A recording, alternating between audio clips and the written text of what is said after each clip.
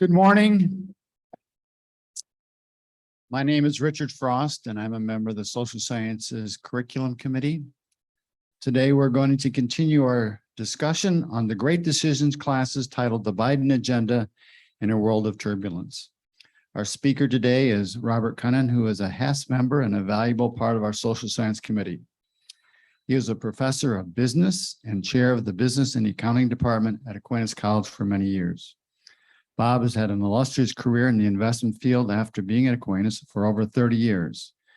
He holds a BS in Economics and International Finance from Ferris State University, a Master's in Economics from Western Michigan University, a PhD in International Marketing from the University of California, San Diego. Bob loves to play golf and hockey. He has enjoyed watching his son Chris play hockey for many years. He and his wife love to travel, hike, drink good wine, and have a grand dog, Winston, named after Winston Churchill. Bob would like you to hold your questions to the end of the presentation. Please raise your hands for the microphone before asking a question or making a comment. Thank you. Please join me in welcoming Bob Kunnen. Thank you, Richard. It's not always that you get an opportunity to have your brother-in-law introduce you in something like this. I was a little worried that he was going to provide some demeaning information, so I feel fortunate.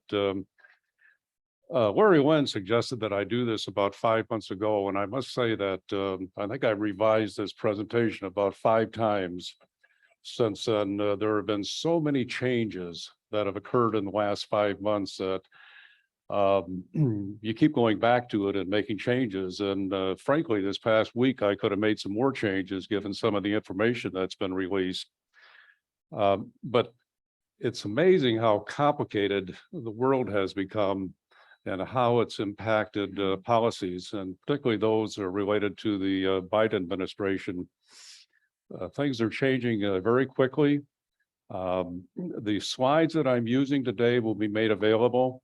In case you'd like a copy of those, you can indicate to HASP and they can email. You need to have PowerPoint, though, in order to run them. Being president is very difficult, and I think I've become more acutely aware of that, having done this research on the Biden agenda. No president ever comes to the office with a clean slate. You tend to inherit what previous administrations have done. And that's true with the Biden administration as well. And if that wasn't difficult, you have to deal with the constituencies that elected you. And they have very high expectations, and they expect that you're going to deliver on the promises you made. Some of those promises are very unrealistic, and it makes it very difficult. My presentation has 4 major points connected to it. The first is that being president is a tough job. A president is lucky if their decisions are right 50% of the time. Many of you are probably aware of David Brooks, who's a very fine columnist and has done a lot of research on various administrations. And he made a statement not too far back where he said, you know, about a third of the decisions that are made by president are spot on. The second third, it's going to take time to see whether or not they work out or not. And he said about half of those decisions will end up being wrong. The last third of decisions they make are dead wrong. That essentially means that about 50% of the time, the decisions are right. Well, that's not exactly a very high percentage. But the world is changing so quickly that I guess you might expect that it's going to be difficult to be right all the time. We're also in a period of time where we have a very divided Congress. We have an election coming up in less than a month. It's going to determine what direction the Biden agenda goes. We have an evenly split Senate. You know, the vice president casts the deciding vote. We have a Congress that basically leans slightly in the direction of the Democrats, but who knows what's going to happen after this coming election. The third point that I want to make is that polarization is out of control. If you look at everything in the papers and on the news and so forth, you can't help but be influenced by all the negative stories that are out there, and it seems to be accelerating. I also want to talk a little bit about debt. Our national debt is getting out of control. And I want to explain to you why that's going to affect the Biden agenda going forward. And it's going to become a bigger issue in the next couple of years. The last point I want to make is on border security. I think you're all aware of what's going on across the country, where we have people being bused from down south up to eastern cities and so forth. We also have a Biden administration that's flying people around in the middle of the night to various parts of the country. And they made arrangements with various cities to handle these people that are coming in. What I'm going to start with is on domestic policy. And I'm going to talk a little bit about inflation. I'm going to talk about Social Security reform, which is near and dear to all of us. I'm going to talk a little bit about climate change, border and the immigration, and infrastructure. And on the foreign policy side, I'm going to talk a little bit about Russia, China, North Korea, which is becoming a much bigger problem right now, and also about the growing independence around the world. We don't have anywhere the same kind of influence that we would have had 15 or 20 years ago to influence what's going on. I thought you'd, Ian, what happened here?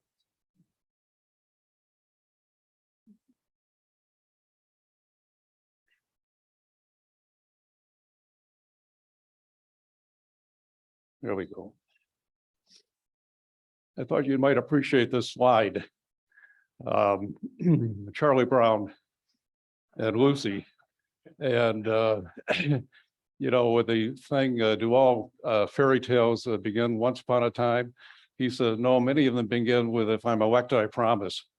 Boy, that's the truth. You think about all the promises that are made by the various candidates and that, and how many actually get implemented. It's not very big. So on the Biden agenda, a couple of points. The first is there's always a trade-off between domestic and foreign policy. In Biden's first year, he was mainly focused on domestic policy.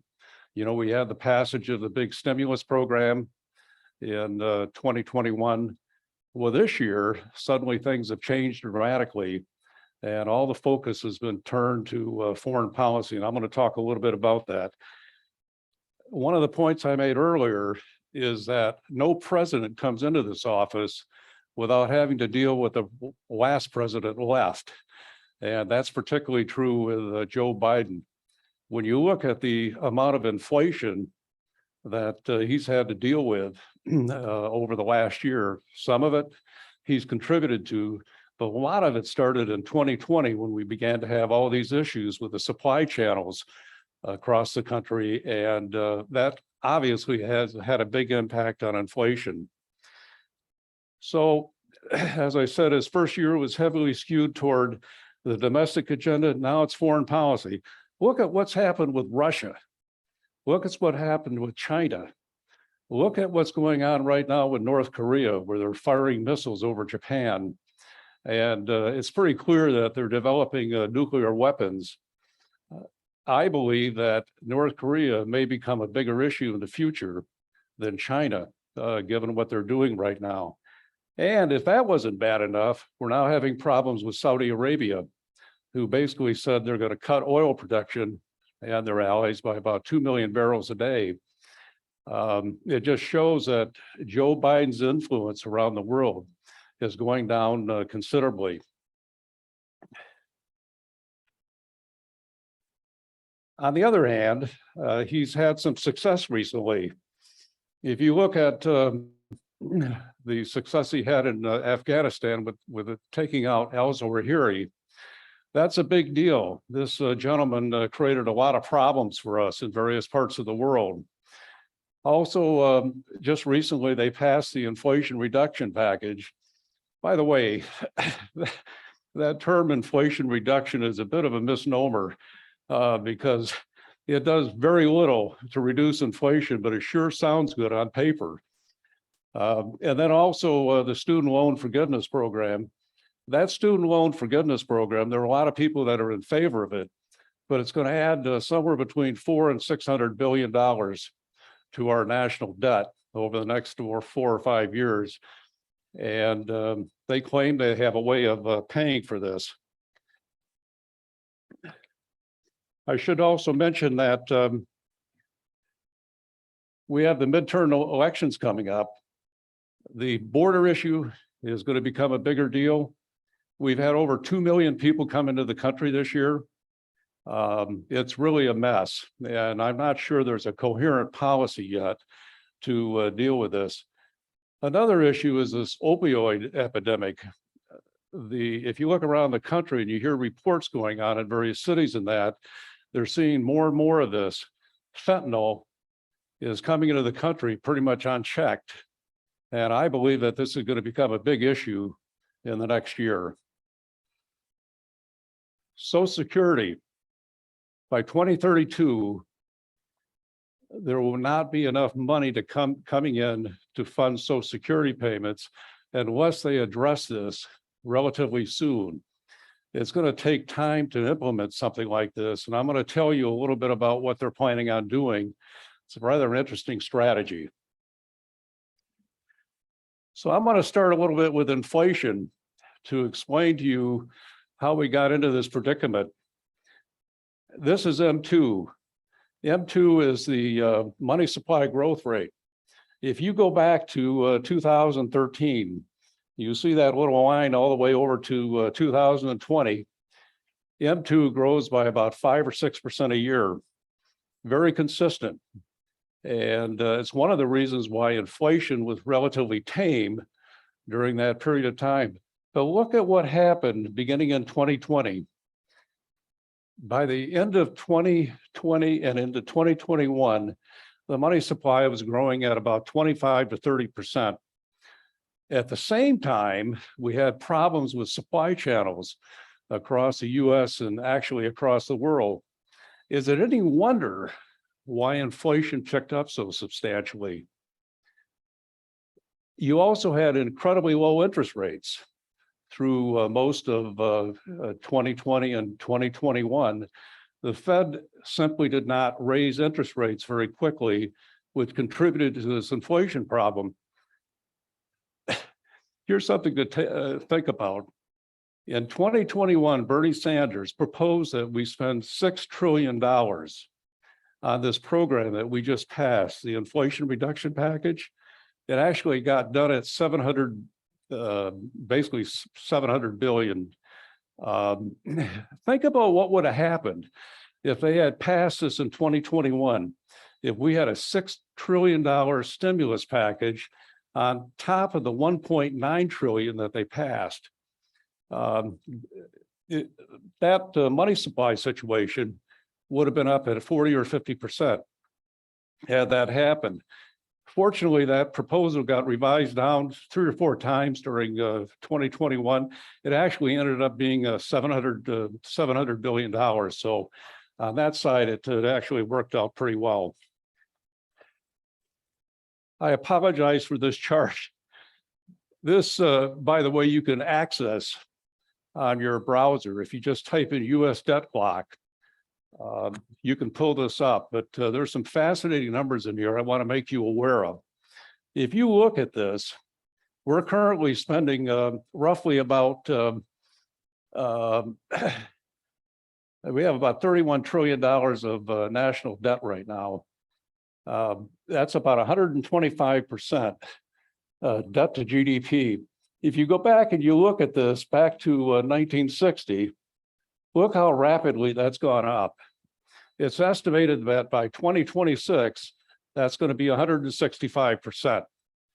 Right now, the interest payments on our national debt is somewhere in that $450 to $480 billion range. Next year, it's going to be about $650 billion. By 2030, it's going to be $1.2 trillion.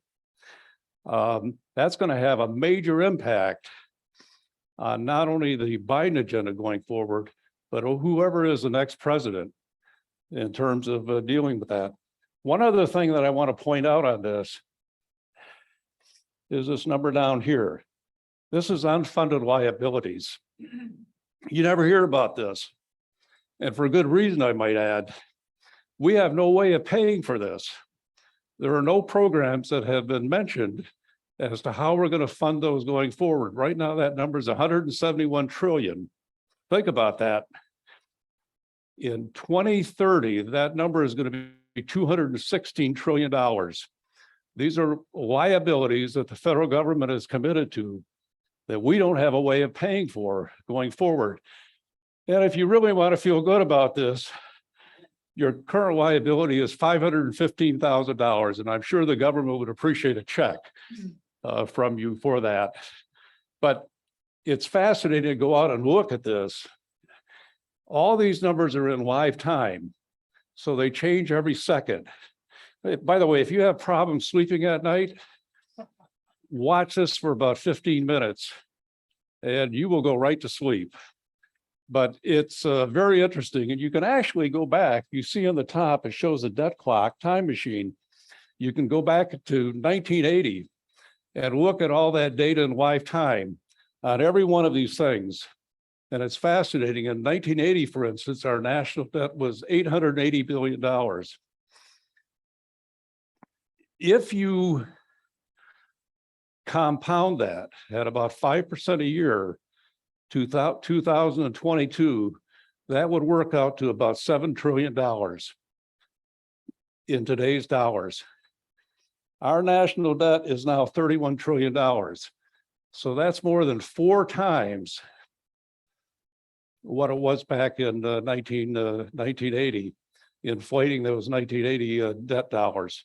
It just shows how reliant we've become on debt here in the United States, and nobody's talking about it. Very few people are talking about it because interest rates have been so low for so long. Well, suddenly now, interest rates are going up. If you look at the Treasury curve, 1, 3, and 5-year Treasury, those have gone up much faster than longer-term Treasuries. About 60% of our debt is financed with short-term Treasuries. So when I talk about how fast interest payments are going to go up in the next few years, it's related to short-term Treasuries. This stuff is turning over very rapidly, and they're having to put the new debt out at much higher rates. And that's why interest payments are going to go up so dramatically in the next few years. And quite frankly, if those don't come down in the next 2 or 3 years, we're going to have a real problem about 6 or 7 or 8 years out. So this is a very interesting thing to look at, and I hope you have a chance to explore it on your own. So this is the Inflation Reduction Package that was just passed. It barely got through, but it did pass. By the way, this is very interesting because one vote determined this getting through, and that was Joe Manchin from West Virginia. He finally agreed to it because they offered him some concessions. Interestingly enough, after he voted for this, his approval rate in West Virginia went from 57% down to 26%. So it just shows you what can happen when you vote for these kinds of things. And I'm betting that he probably has some reservations about having done that now. But according to this, the deficit over the next 3 years will be about 50 billion and 110 billion through 2031. But interestingly enough, the projections that were done for this deficit are only based on 3 years. So the programs that they're passing related to this have not been funded beyond about 2025 or 2026. Once those get done, this deficit is likely to be considerably higher than the number that the CBO is showing. On the inflation side, it's going to cause inflation to go up a little bit in the next couple of years, and then they say it's going to decline. But that does not take into account the deficit spending that's going to occur after 2025 or 2026, because it's likely those programs will be extended. So right now, this will add 3 years to the Obama subsidies, which were expected to expire this year. Those are about $150 billion. And as I point out here, Milton Friedman, who I think was very accurate in this statement, said nothing is so permanent as a short-term government program because they all get renewed. People expect that you're going to continue these programs going forward. And that's exactly what we're likely to see. So this is what the CBO is estimating. They believe that 120 to 130 billion will be related to tax enforcement. We'll get about 313 billion from a new 15% corporate profits tax, 288 billion from prescription drug negotiation, and some of that will be directed toward change initiative. And they're going to hire 87,000 new IRS agents. This is going to be really hard to do. I remember years ago when I was running the business and accounting department at Aquinas, I would get calls from some of the big accounting firms saying, can't you give us more tax people? Everybody was looking for someone who was experienced doing tax work. The tax code is considerably more complex than it was back when I was at Aquinas College. Finding 87,000 people to provide that kind of tax expertise is going to be incredibly difficult. Now, the administration says that it's only going to target higher income people. My reaction to that is good luck with that, because they're going to go after everyone to be able to raise enough money to pay for all these programs and that. And as I say here, it's going to target all income groups. They're going to go where the money is. And if they can go after people that are earning less than 100,000, that's exactly what they're going to do. I want to switch a little bit to foreign policy. By the way, this is a great statement that Biden made, that democracy is essential. And I believe that. We're in a world now where there's a lot of autocracy. We see that in China. We see that in Russia. We see that in North Korea and some of these other countries. So this statement is very pertinent. So what is he doing? Well, we're looking at doing more strategic alliances. The Quad, and I think there was a class that was offered just recently through HASP dealing with the Quad, is one example of what he's trying to accomplish. We want to build these strategic alliances with other countries. Then we have Vladimir Putin's Russia. I don't even know what to say about that. He very much underestimated the Ukrainians and their resolve. In the last 2 months, the Russian economy has essentially collapsed. The ruble has dropped over 50% in value. The Russian stock market has dropped over 50% in the last couple of months. He has some really serious problems to deal with, to say the least, and let alone the fact, it looks to me like he's kind of losing that war in the Ukraine right now. And then Xi Jinping in China. I don't know if you heard the story yet, but in the last couple of days, the Biden administration has imposed restrictions on exporting chips and other kinds of things to China. This is going to fire up a bit of a trade war between us and the Chinese going forward. There's growing independence around the world. Everyone is doing their own thing. You know, we used to be like Saudi Arabia, for instance. Biden goes over to Saudi Arabia, tries to convince them to pump more oil. They say, no way, we're going to actually cut production by 2 million barrels a day. That really presents a problem in terms of Biden's agenda. And then I had mentioned earlier about North Korea becoming a bigger nuclear threat. They recently have been firing missiles. over Japan. There's pretty good indication that they're pretty close to developing a nuclear weapon capability. And I believe, as I said earlier, that North Korea could become a bigger issue than China in the next few years. People think that if Putin is overthrown, that's going to change the dynamics between us and Russia. That's really highly unlikely. We have a very corrupt Russia. The systemic problems inside of Russia have been there for a long time, and they go way back to Boris Yeltsin. This quote from Winston Churchill, I think, is wonderful. He really summed it up with this: Russia's a riddle wrapped in a mystery inside an enigma. That really describes what Russia is all about right now. It's hard to understand what they're doing. So I've talked a little about Boris Yeltsin. What occurred with Ronald Reagan and Gorbachev with perestroika was nothing short of amazing. We made enormous progress during that period of time. And for whatever reason, when Yeltsin came in, he had a deep suspicion about NATO and so forth, and he began to take actions to reduce the influence of that. And there was recently there's been a steep economic decline. And I point out that over 300 companies have exited Russia in the last year, and that number is going up.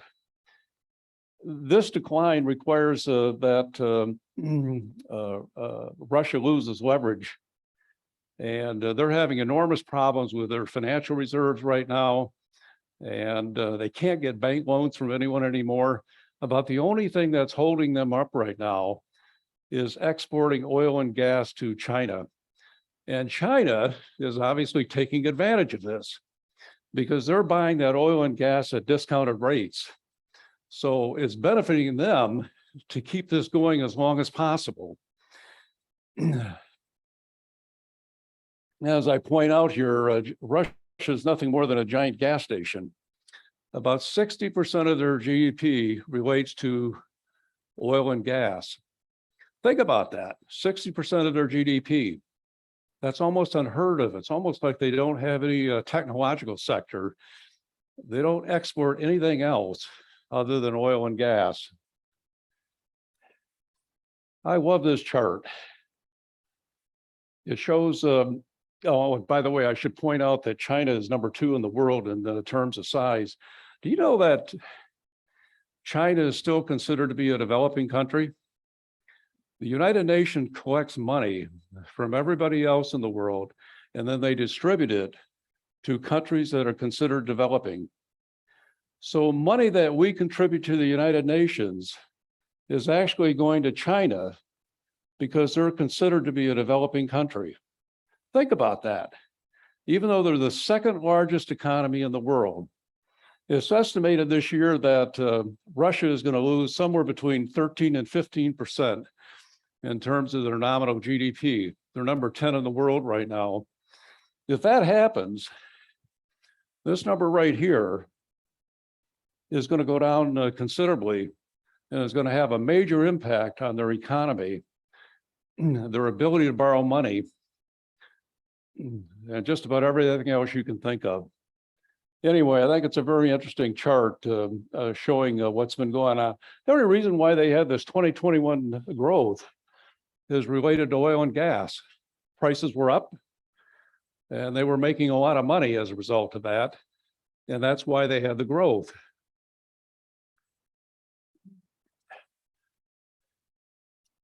Donald Trump and Vladimir Putin have had an interesting relationship. Some people don't realize that Trump has extensive business holdings in Russia. And there's reason to believe that he's been very fearful about Putin for some time. And some people would argue that one of the reasons why Putin was emboldened to go into the Ukraine was because he did not worry about what the reaction of the Trump administration nor the Biden administration, because Biden had left Afghanistan very quickly. Suddenly he looks at this and says, you know, I can go in there and pretty much do whatever I want. And obviously you've seen the results of that.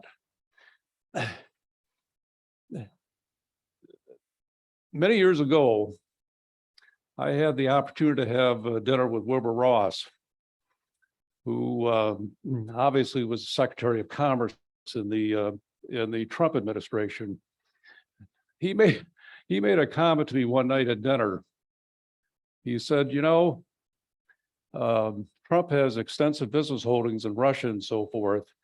And then he said to me, I don't trust him. And I'll never forget that comment, because all those years later, Wilbur Ross becomes the Secretary of Commerce in the Trump administration. What does that say? You just never know.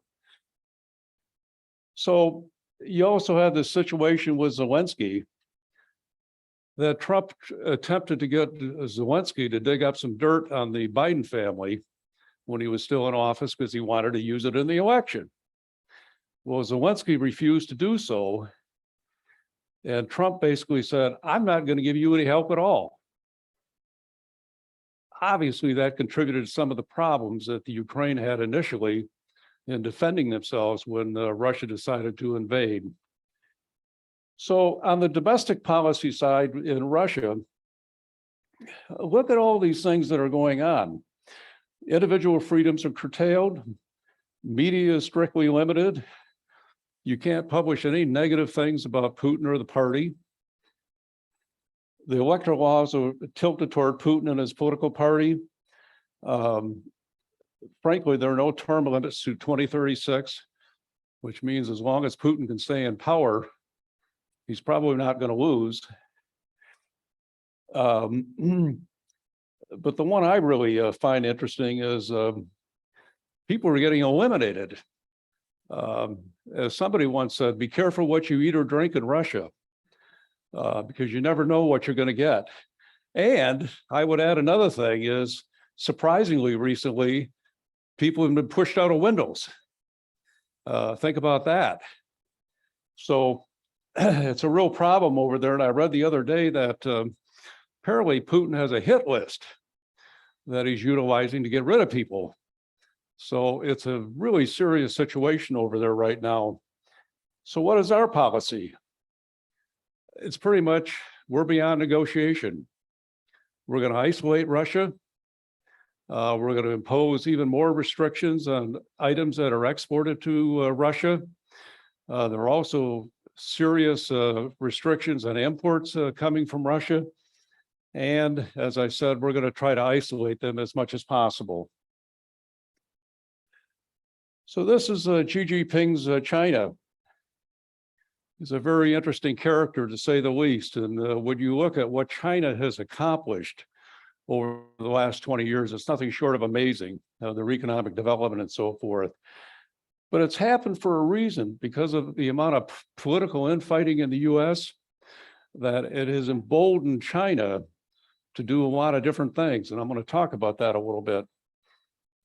The trade agreements and so forth, they essentially have violated just about every trade agreement you can imagine. We reach a trade agreement with them, they don't like it, they come back and say, unless you make some changes in it, we're not going to do it going forward. That presents a real problem. Look at what they're doing across the country, the world, I should say. These are some of the most recent ones. They've restricted exports to Japan for a maritime incident.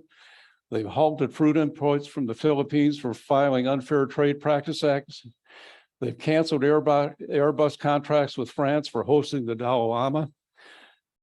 They shut Norway out from China markets after an activist was awarded the Nobel Prize. So economic weapons are being used more and more by China to get to where they want to be. And this is a real problem, to say the least.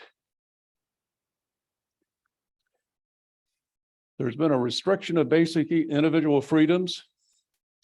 They're expanding their presence in international and diplomatic organizations. They have and one of the things that I've noticed is their capital account surplus is huge. Because they're exporting so much, they're getting all this money in from the rest of the world, and it's allowing them to do a lot of different things. The Belt and Road Initiative is very interesting. Now, this was introduced some years back, but they're developing ports all around the Far East. Everywhere you go, they're building new ports, and it's not just in China. They're building ports in Vietnam. They're building ports in Singapore.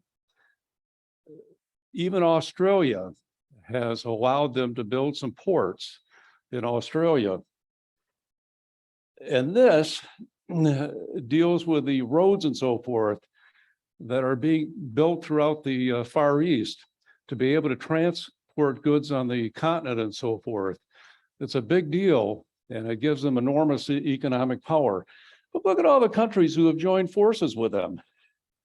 Japan, Vietnam, Singapore, the Philippines, and Thailand. They're all now part of this Belt and Road Initiative, which is a big deal over there. One of the things that I'm worried about is this Chinese-Russian alliance. They're now doing military exercises together. It's almost like a NATO-like alliance between these two countries. And this could be really problematic going forward. And I would not be at all surprised in the next few years, we're going to find out that North Korea is going to become part of this alliance. So what is the Biden game plan? Well, they're shifting from domestic policy to foreign policy. The Quad Alliance is one example of that. They're trying to build relationships with other countries and so forth. But this is going to be difficult to do in a period of time where growing independence around the world is becoming a big deal. They're trying to neutralize China. Just recently, like within the last 2 or 3 days, the Biden administration announced that they're no longer going to be shipping chip technology over to China. That's going to create some pushback from China, to say the least, but they're very concerned about this chip technology being used in military weapons, and they're concerned that somehow this may end up in North Korea, as North Korea looks for some of these chip technology. So we're trying to build regional alliances in Asia. We're trying to reduce the influence of a China-Russia alliance. I don't think that's going to work very well. As I pointed out earlier, North Korea, I think, is going to become a much bigger issue in the future. And then we got Saudi Arabia. They made it very clear to us that they're going to do whatever they can to support oil prices and drive oil prices even higher. And if that means that they have to cut oil production along with their allies, they're going to do it. Our influence with Saudi Arabia has gone down dramatically in the last few years, and I think they recognize what a strong position they're in. Think about it. We have decreased the production of fossil fuels here in the US, even though we have abundant supplies. We are restricting the building of pipelines across the country, even though that may contribute to being able to produce more oil and gas. In the meantime, we're having to import all of this from other parts of the world. They have enormous influence over the pricing of oil and gas. So this is going to become a big issue. If we move more toward EV vehicles, we have to produce more electricity to power those, right? Well, guess what? The electrical companies in that, whether you're talking about Edison, Con Edison, or Duke Energy, or those companies, how do they produce electricity? They use oil and gas. to do it with. And one of the numbers that I saw recently, which I think is very interesting, is it's estimated that even if we move toward all EV vehicles, which is going to be very difficult to do, it'll have a 0.002 influence on temperatures over the next 10 years. Think about that. In other words, we keep saying, well, if we move in that direction, it's going to help bring it down temperature and so forth, and hopefully reduce some of this bad weather, hurricanes and other kinds of things we're getting across the country. It's not going to have any impact at all based on this research that's being done. There may be some other benefits of doing it. By the way, another interesting fact I just heard this morning, as a result of this hurricane down in Florida, all these EVs down there that got flooded, they're exploding. Because they got flooded, the batteries got salt water in them and so forth. They're trying to start them up. They're causing explosions and fires and so forth. Think about that. So there is some downside in terms of owning an EV. So the other issue with the Biden administration, they're trying to combat questions about chaotic U.S. political landscape. Well, we got this election coming up in less than a month. As I said earlier, we have an evenly divided Senate. We have a House of Representatives that leans slightly Democratic. But the chaos in terms of getting things passed today is unbelievable. Even the student loan forgiveness program is being tied up now in litigation. Who knows how long that might take to resolve that? But getting anything passed is becoming more and more difficult. And the polarization between the two parties is getting wider and wider. I hardly think that's a healthy situation, to say the least, with all the problems that we're dealing with in this country. I don't know whether this election is going to, which way it's going to go. But I'm not sure this chaotic situation between the parties is going to get resolved as a result of this election. And one of the things that I'm really concerned about is the potential for violence related to this election that's coming up. And whether or not that may become a bigger issue. But you look at all the negative advertising that's going on right now, all the false stories that are being planted in the papers and so forth. It's amazing what people believe in terms of these stories that are being circulated around. And some very educated people are circulating these stories. So we're going to have to see how that works out. So as I was thinking about this, I thought, well, there's a lot of issues, we're going to have to deal with going forward, to say the least. One of them is, does Biden really have a comprehensive foreign policy plan? I'm not sure we do. When I look at what's going on around the world and how we're dealing with these countries and so forth, I can't answer that question. I listen to all the reports, I read all the stories and that, and I think, well, there's got to be a coherent plan here somewhere. I haven't found it yet. How will Biden's agenda change if he seeks re-election? Well, there's a lot of speculation that he may not run again. He claims that he's going to run again. I don't know if that's correct or not, but if he does run again, is he going to reverse course?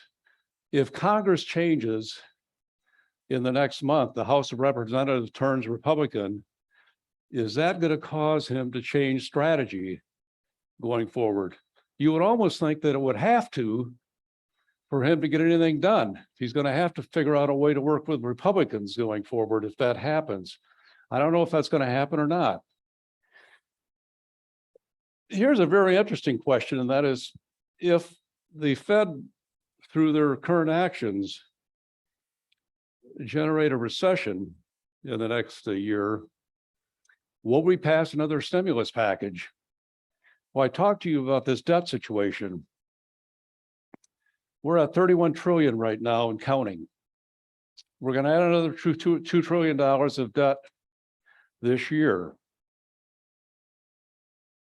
What is the probability that we're going to be able to pass another $2 or $3 trillion stimulus package next year on top of everything we've done so far? I don't know the answer to that, but it's a big deal. If we get into a recession, you can bet that somebody's going to propose another big stimulus package, which is going to further exacerbate this problem we have with our debt. This issue of student debt forgiveness is a very interesting issue. I've heard some people speculate that if this passes and it actually gets done, it's going to cause higher education institutions to increase their tuition even faster going forward. They may not say it, but if students are going to get debt relief, why not take on more debt? The new generation of students coming in are seeing something like this go on. They think, well, 5, 6, 7, 8 years down the line, if we end up with a lot of debt, they'll do the same thing for us. And the institutions of higher education sit there and they say, let's just raise our tuition because they'll get the same kind of break going forward. I don't know whether that's going to happen or not, but I think it's an interesting thing to speculate on whether or not that's going to contribute to some more problems down the line. Why would they not get that? I mean, if we're going to give that to the people who already have all this student loan debt, why wouldn't we do it for the individuals going forward as well? This energy policy thing is a very interesting one. They're banking that moving toward all EVs and solar power in that is going to somehow solve this problem we have with climate change. I'm a little dubious about this. Part of it is what I shared with you earlier about the studies that have been done of what impact all EVs will have on the climate. 0.0002. That's it. That's almost non-existent in terms of reducing temperatures going forward. Is it going to really cause lower oil and gas production? Well, not necessarily, because if the energy companies are having to produce all this additional electricity to power these EVs, they got to have oil and gas to be able to do it with. Not likely to have much of an impact. So I think another interesting question is, does he really have a comprehensive energy policy to deal with climate change? The Inflation Reduction Act has a small amount of money going for offering incentives for buying EVs. I think right now you can get up to a $7,500 credit if you buy an EV. Maybe that'll stimulate more and more people doing that. I'm going to go back to one other point that I mentioned earlier because I wanted to save it, and that has to do with Social Security reform. I had mentioned this is going to become a big issue going forward.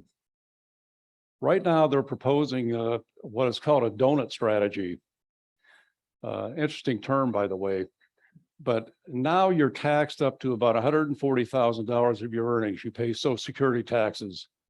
What they're proposing to do is to say if you earn more than $400,000, those taxes will kick back in again. So between 140 and roughly 400, you would not pay any taxes on your earnings. At 400, it kicks in again.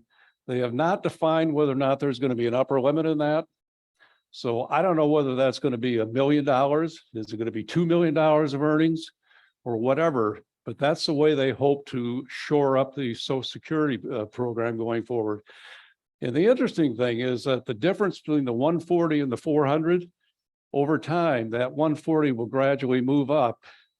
And over a 10-year period, it will come right up to that 400 number. So that difference that you're not paying taxes on right now will ultimately dissipate. But I think that's the way they're going to propose that they deal with the Social Security funding gap going forward. But I think it's kind of an interesting approach, but they're going to have to do something relatively soon to shore that program up. They can't wait until 2032 to do that. They've got to build those reserves up right now to put us in a position where we can continue to do that. And by the way, you may be aware that all of us who are under Social Security right now, we're going to get a big increase when the new adjustments are made here. Thank God. But the problem is that 2032 number failed to take that into account. So it's likely that 2032 number is more like 2029 or 2028, which makes this crisis even more immediate, that they're going to have to do something to be able to fill in this funding gap going forward. So I think that's kind of interesting to look at.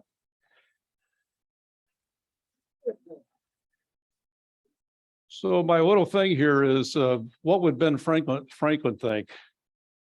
You know, what do you think about all this stuff that's going on with the Biden agenda on both the domestic side and the foreign policy side? And then I would put this out here. I can't think of anything more true. You know, I think of all the problems and so forth. We worry about everything. We worry about what's happening in the stock market. We worry about what's happening with Russia. We worry about what's happening with China. Everything you can imagine. And this is the most accurate statement I've ever seen. You know, I'm an old man. I've known a great many troubles, but most of them never happened. So when I point out all these issues in that, who knows? I think a lot of them may not even develop into a major problem in that. But we have a tendency to worry. Think about the stock market. Everywhere you go today, people are talking about the stock market. You can't go anywhere without people are saying, oh my God, my retirement programs are getting hammered and so forth. And that, well, I was in the investment management business for 30 years. And I lived through every imaginable meltdown you can think of. I can remember in 1991 sitting in front of a Bloomberg system late one day. We had 300 stocks on our screen. There was not one green mark on any of them. Everything was down. And I remember saying to some of my colleagues, my God, this is the end of the world. Within a year, we were higher than what we went down to. And almost invariably, when you have this kind of volatility in that, you can almost count on the fact that once the Fed gets done doing what they're doing, we'll see the markets rally again, and all of us will be behind us. But I think this is a really good statement that, you know, we have a tendency to worry too much about all these different issues that are going on and so forth. So at this point, I'd like to, if you have some comments or you have some thoughts about this, I'm really interested in what you think about some of these issues and that. I've kind of given you my thoughts on that, but I'd be interested in what you think. Okay, I'm gonna do the questions. So just a minute. Thank you for your presentation. My question centers around the border crisis. And given that the Biden administration continues to claim that the border is closed and that Governor Abbott's been sending thousands of people to northern cities and Democrat mayors are complaining and asking for help and that people are dying because of the drugs that are coming across the border, what do you envision would be the tipping point to seriously get this issue addressed? Well, that's a really good question. Eric Adams, the mayor in New York City, has declared an emergency. He's asking the Biden administration for $1 billion to deal with the number of individuals that are coming into New York City and being dropped off, or they're just simply showing up and so forth. That problem is true in a lot of other cities across the country, and I would expect that more of those cities are going to be asking for help in that.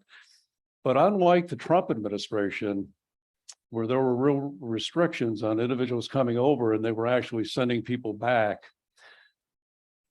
it's pretty much an open border system. A good friend of mine down in Texas was telling me just recently that, and he's in Houston, he said, you can't walk anywhere in downtown Houston now without seeing people sleeping on the streets, and most of them are illegal immigrants who have come into the country and so forth. El Paso's a mess. You can also see that when you go down to Tucson. I think the Biden administration is becoming more cognizant that this is becoming a bigger problem and they're going to have to do something about it. But I haven't yet seen a coherent policy from them on how they're going to address this. It's almost like they hope that somehow this problem is going to go away. And it's not going away because there are more and more people coming over the border. And as I said earlier, the amount of fentanyl that's coming in through US ports and the amount of fentanyl that's coming over with immigrants, illegal immigrants, who are being given this by, I think they use the term coyotes, who are getting them to the border and they smuggle it over the border for them. And then that ends up being turned over to a drug dealer and so forth, has gone up considerably. And I think this whole opioid crisis that's going on across the country is becoming a bigger and bigger problem. It's not just fentanyl, by the way. There are a lot of other drugs that are coming over the border as well. And what complicates that is you have no idea what's in that. It's not like you're going to a pharmacy where you're getting a prescription and you can be pretty sure that you're getting the right amount. This fentanyl that's coming over and some of these other opioids in that, who knows? And it's killing a lot of people and so forth. And I think the Biden administration is going to have to get on top of this very quickly. As I said earlier, we've now had more than 2 million people that have come over the border. We still have another couple months to go this year. That number could be 2.5 million, maybe 3 million before the end of the year. Where are those people going to go? Where are they going to get housing? How are all these municipalities across the country going to take care of these people? I don't have a good answer to that right now, and the Biden administration I don't think has an answer yet either.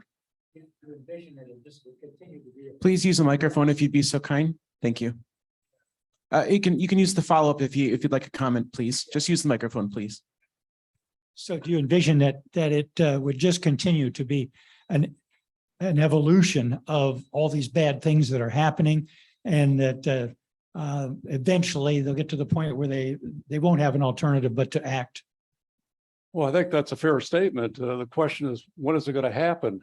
Because you do have certain elements of our society that welcome this immigration and that.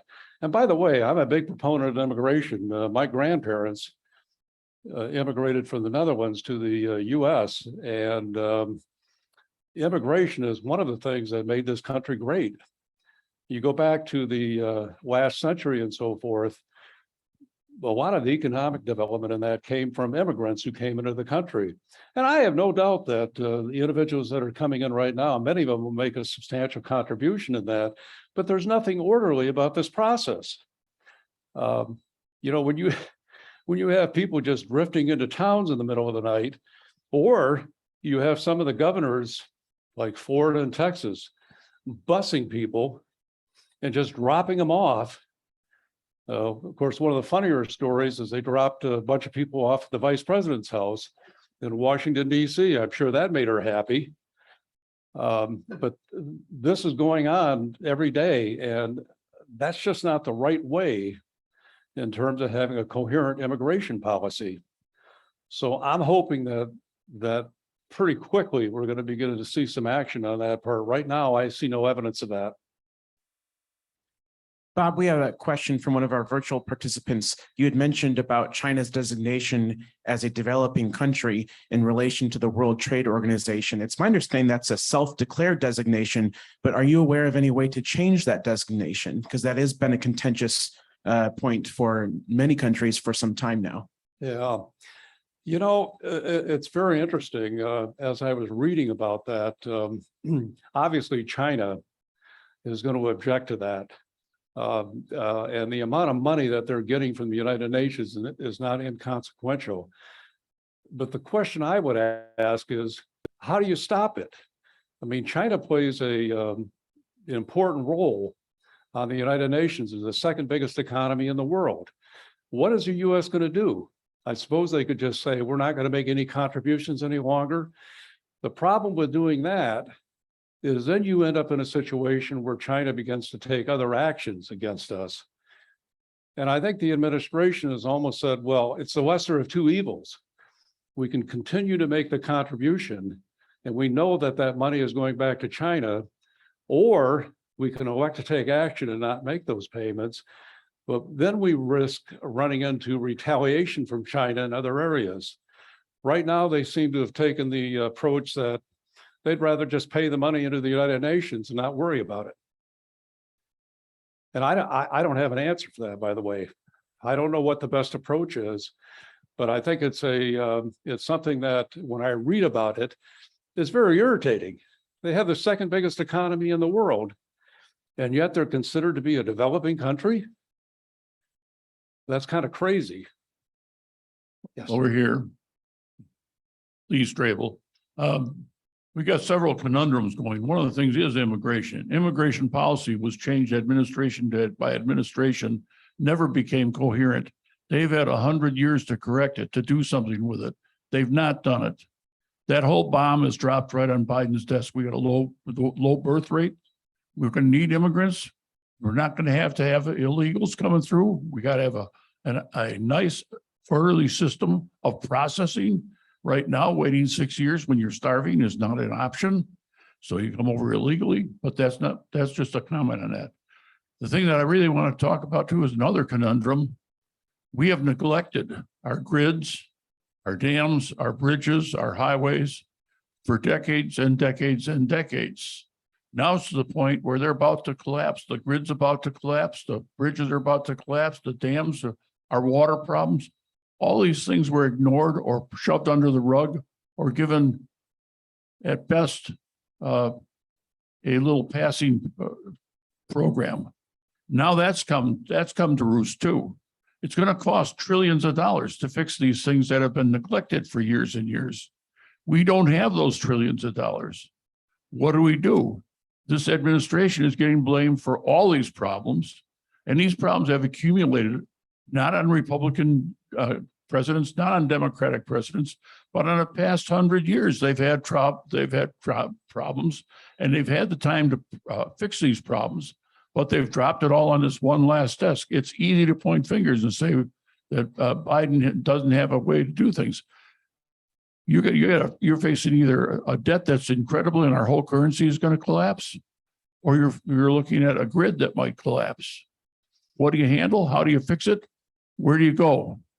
Well, look at what happened in Jackson, Mississippi recently. They essentially were without water because they had major problems with their pipes and so forth.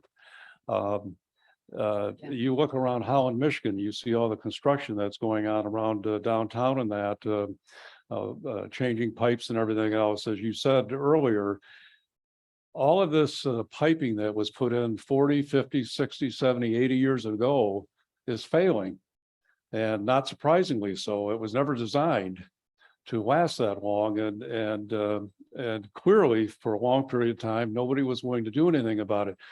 You go on the highways right now. I go down to Chicago on a regular basis.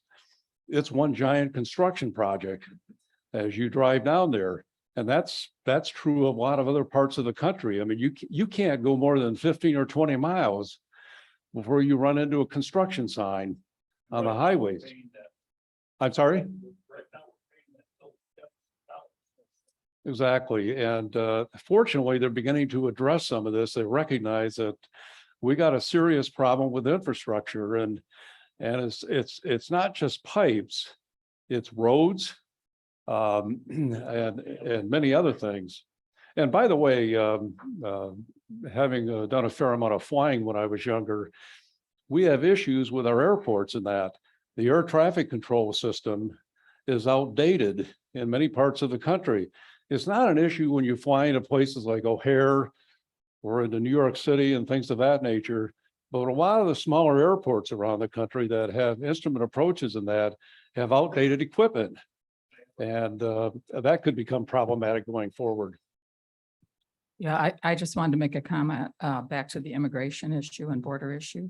I think some of that has landed unfairly on Biden. You know, we have collapsed economies in South America. Those people are desperate, as well as Central America. We do have some processes for separating refugees from illegal immigration, but there haven't been nearly enough people to do the processing. There haven't been enough judges. There haven't been enough facilities.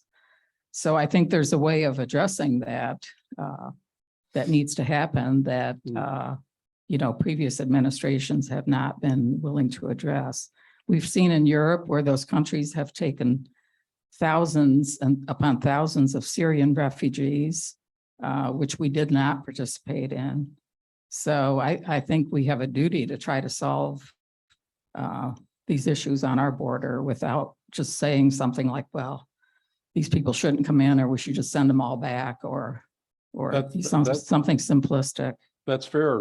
One of the stories that I saw in the last day or two is the delay in processing visa requirements into the US. In some cases, they're taking 2 or 3 years to process those. So there are issues related to legal immigration in that. And I don't know whether these are related that you've got so many people coming in illegally that they've elected to kind of hold that up. I tend to think it's more just a bureaucracy, that they don't have enough people to be able to process all of this. And so it's a real problem. And you can understand from the individuals that are coming over the border and that some of them may have actually applied for a visa and they were not able to get it. So what do? You just come in illegally and hope that you don't get thrown out. But for the life of me, I have no idea what they're going to do with these 2 or 3 million people, 2 million plus right now, who have come in illegally. You're going to send them back? It's highly unlikely you're going to do that. They have been. I'm sorry? They have been sending. Some, but not very many. And I think it highly unlikely that the Biden administration is going to orchestrate a major program to send the majority of those people back to wherever they came from. I mean, can you imagine the outrage if you were to do something like that right now? You have a lot of people who feel very strongly about immigration in that, and they feel very bad for those people that are having to come over the border. They're coming from, as you said, desperate situation. Venezuela's a mess. Colombia's a mess. Mexico is a mess. Other South American countries have major issues in that. I'd do the same thing. If I was in one of those countries, I'd look to find a better way. And that is come into the US. They look at the US as a garden spot, and they'll have more opportunity here. But there has to be some kind of a coherent policy. You know, right now, there is no coherent policy. And I don't see any evidence that the Biden administration is designing one. At least I've not heard it. So until we see something like that, I think it's going to continue to be problematic. And I would not be surprised if we don't see more and more people come over the border in the next 6 or 9 months, particularly if these people think it's highly unlikely they're going to get sent back. That raises a question of what are these cities and municipalities going to do who are all being faced with these increased financial responsibilities and taking care of these people? What do you do with them? How are you going to get them jobs? I don't have an answer to that. This is a multiple choice question. There are four things I would like to know if you'd be interested in addressing. One would be the Islamic movements in the world. Another would be DACA. Another would be the declining population in our own country. And then I'm thinking in terms of trust. We just don't trust each other. Yeah. It's fair. So which would you like to answer? I don't have an answer to that. Comments on any of them, Bob? No. No comment. Okay.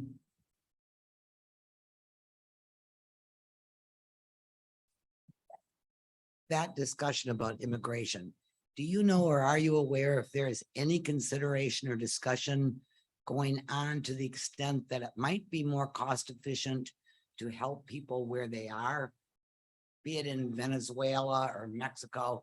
Wouldn't our money be better spent or more cost efficient? You know, I think there's been some discussion of that. The problem is that when you're running the kinds of deficits we are right now, trying to get that as a major priority is pretty low. We do have a foreign aid program in that, and I know there's monies being advanced to some of those countries in that, but not anywhere near what is necessary to be able to have any significant impact. It costs a lot of money to be flying these people around overnight. Absolutely, and That so does lead me to part two. I'm sorry. That does lead me to part two of my question. Okay. I never studied economics, so I've wondered all my life, and now I get a chance to ask. What is the significance of the gross national debt in terms of who do we owe it to? Who's making all the interest payments? And what difference does it make? It never gets paid back. Mhm. So I Well- really, but we measure it all the time in $31 trillion national debt. That sounds horrendous, but really, who is it owed to? And what difference does it make? Well, Who's getting interest? you know, there's a good answer to that. It matters when it matters.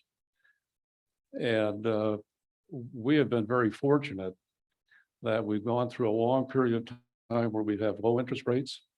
So it's been very easy to accumulate debt and to make those payments. As I said earlier, about 60% of the national debt is financed 5 years or less.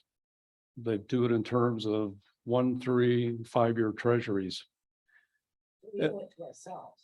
Excuse me? We owe it to ourselves. Well, there's foreign countries that hold that as well. So a fair amount of that is held by foreign countries. But when you think about where interest rates have been over the last 5 or 6 years, they've been very low. I mean, the 1-year treasury was below 1%. And so why not? If you've got all this debt that's rolling over, let's issue 1-year treasuries. We'll issue 3-year treasuries, 5-year treasuries. Well, suddenly now you've got interest rates going up dramatically, and they're going up at the front end of the curve. So you almost have an inverted curve. You got the 1, 3, and 5-year treasuries sitting up at 4%, close to 4%. And then you've got longer treasuries below that. What makes perfectly good sense to finance it in that fashion. They've had the luxury of being able to do that. So when you have interest rate this low, just take on more debt. What are we worried about? It's not costing us that much. We have $3.1 trillion of debt. We're spending roughly 450 to 460 billion right now. It's not that much. Okay. Imagine what happens if those treasuries go up to 5 or 6%. We know the Fed's going to probably increase rates again here shortly. They pretty much have announced that. If they have to roll over more debt, which they will, it's going to have to be at those higher rates. That's why I said earlier that next year we're probably going to have about $650 billion of interest payments, 200 billion more than we're paying right now. By 2030, that'll be 1.2 trillion. That's a lot of money. You know, you see $31 trillion worth of debt. That's not insignificant. Probably in the next 3 or 4 years, we're going to be at $40 trillion in terms of our national debt. That's taking up a bigger and bigger part of our budget every year. That means that money cannot be spent on other things, which restricts the Biden agenda. It's going to restrict the agenda of whoever comes after Biden. And I think that this debt issue has been greatly emphasized, and it's going to become a bigger issue in the next 10 years. I may be the only one who thinks that way right now, because up to this point, it's not been a big issue. But as interest rates go up, it becomes a bigger issue. The ability to do lots of other programs will be greatly restricted if we're paying more and more out. And the idea that you can just simply pass all these stimulus programs without any consequences is crazy. And as Milton Friedman said, there's nothing so permanent as a temporary government spending program. They got all extended. Nobody wants to give up the benefits they're getting. And you're seeing that with this Obama subsidy. It's now being extended for another 3 years. I can guarantee you that at the end of that 3 years, that program will be extended again. So we've gotten to the point where we count on the government to cover everything. Student loan forgiveness. We're going to pay somebody else's tuition. Not only did you pay for your own kids to go to college, now you get to pay again to help them reduce their debt. I don't know. There's no end to it. Yes. Excuse me, sorry, Bob. For the sake of time, we're gonna wrap up the conversation now. If you'd like to continue, you can join us in the lobby here for coffee and additional items there. You can continue the conversation. But just want to thank Bob for his presentation today, and thank you all for attending. Bob, thank you so much. Thank you. Appreciate it.